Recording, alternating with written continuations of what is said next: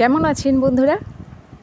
আজ একটু নিরামিষ ধোকার ডালনা করলাম।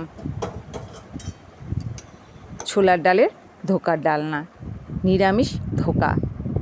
খুব সহজে বাড়িতে বানিয়ে নিতে পারবেন। বাড়িতে পড়ে পড়ে নষ্ট হয়ে যাচ্ছিল এই ছোলার ডালগুলো, তাই কি করব ভাবলাম, তাই বেটে নিলাম। একটু 1-1.5 ঘন্টা ভিজিয়ে রেখে ভালো করে বেটে নিয়েছি। এর মধ্যে 4 থেকে 5টা কাঁচা লঙ্কা দিয়ে বেটে নিয়েছি ডালটা। তার মধ্যে দিয়ে দিয়েছি কালো জিরে, লবণ, হলুদ, একটু চিনি। এরপর মিশিয়ে দেব একটু হিং। এতে স্বাদটা আরও ভালো লাগবে, পুরো দোকানের মতো। দোকানে যেরকম আমরা কিনতে পাই ওই রকম খেতেও অসাধারণ লাগে এই ধোকার ডালনা। তো বন্ধুদের বলবো, যদি নতুন হয়ে থাকেন সাবস্ক্রাইব করে পাশে থাকবেন। আর পুরনো বন্ধুদের তো অনেক ধন্যবাদ এভাবে পাশে থাকার জন্য। 2 থেকে 3 মিনিট ভালো করে মশলাগুলোর সাথে ডালটাকে মিশিয়ে নিলাম। এরপর কড়াই বসিয়ে গরম করে সর্ষের তেল দিয়ে দিচ্ছি। তেলটি গরম হওয়ার পর দিয়ে দেব বেটে রাখা ছোলার ডালটি।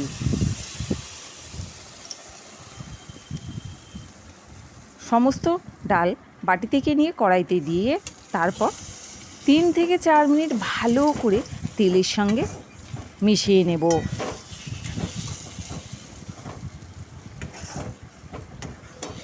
এভাবে বাড়িতে ছোলার ডাল বেটে ধোকা বানিয়েছেন কিনা কমেন্ট করে অবশ্যই জানাবেন। আর আজকের এই বাড়িতে ছোলার ডাল বেটে ধোকার ডালটা কেমন লাগলো কমেন্ট করে সেটাও জানাবেন।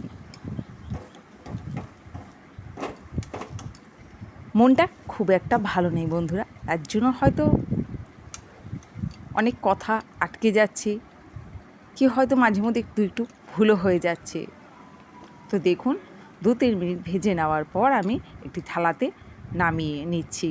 এবার এটাকে ঠান্ডা হওয়ার পর একটু মেখে নেব। দেখুন ঠান্ডা হওয়ার পর মেখে নেওয়ার পর আমি এরকম 3টে লম্বা লম্বা করে ডো বানিয়ে নিয়েছি। এইবার এগুলোকে কেটে নেব। একটি ছুরি দিয়ে ছোট ছোট করে পিস করে নিচ্ছি।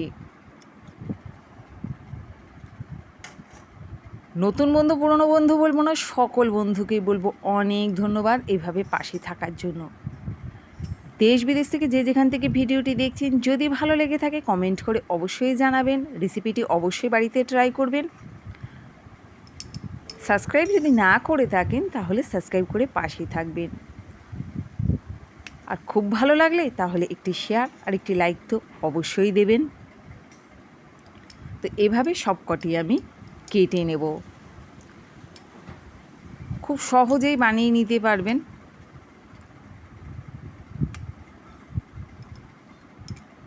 জিনিস নষ্ট হয়ে যাওয়ার থেকে খেয়ে ফেলা ভালো, তাই জন্য ডালগুলো পুরোপুরি নষ্ট হওয়ার আগেই বেটে ধোকার ডালনা বানিয়ে নিলাম। কড়াই চাপিয়ে এখানে আমি সাদা তেল ব্যবহার করছি। তো এখানে প্রয়োজন মতো সাদা তেলটা নিয়ে নিয়েছিলাম। তো তেল গরম হয়ে যাওয়ার পর আমি ছোট ছোট ধোকাগুলোকে এবার ভেজে নিচ্ছি।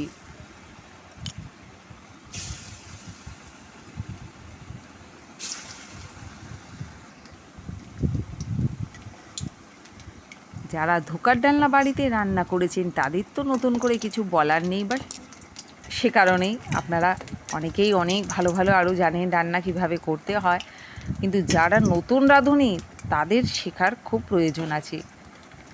তাই একদম ঘরোয়া উপকরণ দিয়ে ঘরোয়া পদ্ধতিতে আমার প্রতিটি রেসিপি তৈরি হয়। নতুন রাঁধুনিরা তাড়াতাড়ি করে শিখে নাও। হ্যাঁ, এখন নতুন রাঁধুনির মধ্যে আমার মেয়েও পড়ছে, তিনিও এখন গিন্নি হয়েছেন। তো দেখুন কথা বলতে বলতে ডালের ধোকাগুলো তৈরি হয়ে গেছে। এবার সমস্তগুলো এইভাবে ভেজে তুলে নেব।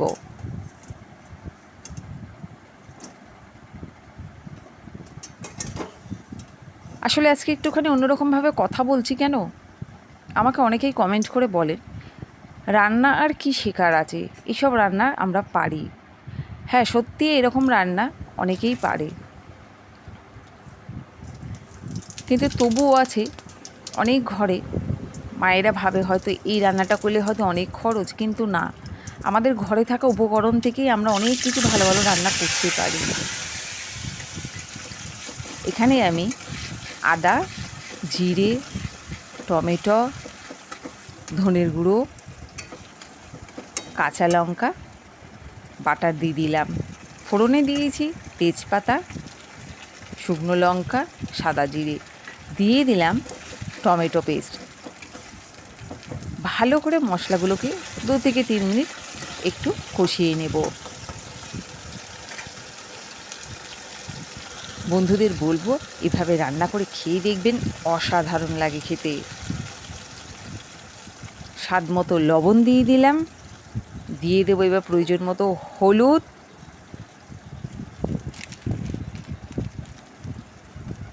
আরও কিছুটা দিয়ে দিলাম ধনিয়া গুঁড়ো। এতে গন্ধটা অসাধারণ আসে, খেতেও দারুণ হয়। 2 থেকে 3 মিনিট ভালো করে এভাবে কষিয়েই নেব, যাতে মশলার কাঁচা গন্ধটা না থাকে। তারপরে দিয়ে দেবো প্রয়োজন মতো জল। এখানে প্রয়োজন মতো সমস্ত কিছু নিয়েই আমি বানিয়েছি, তো আপনারা যদি রেসিপিটি বানাতে চান আপনারা আপনাদের প্রয়োজন মতো সমস্ত কিছু নিয়ে নেবেন।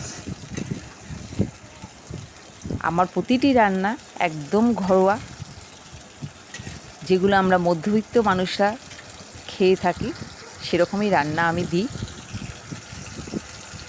ওই যে বললাম, অনেক মায়েরা ভাবে যে হয়তো অনেক কিছু লাগে এসব রান্না করতে, না, ঘরে থাকা উপকরণ দিয়েই অনেক ভালো ভালো রান্না করা যায়। তেজপাতাটিকে আমি এবারে তুলে নিচ্ছি। ভালো করে ফুটে যাওয়ার পর এবার আমি এর মধ্যে দিয়ে দেব ধোকাগুলোকে। দেখুন কত সুন্দর হয়েছে ধোকাগুলো। তো বন্ধুদের বলবো এভাবে ছোলার ডালের ধোকার ডালনা বাড়িতে বানিয়ে নিতে পারবে খুবই সহজে। অল্প তেলে অল্প মশলায় খেতেও অসাধারণ। যদি ভালো লেগে থাকে লাইক, শেয়ার, সাবস্ক্রাইব করে পাশে থাকবেন, কমেন্ট করবেন। অনেক ধন্যবাদ।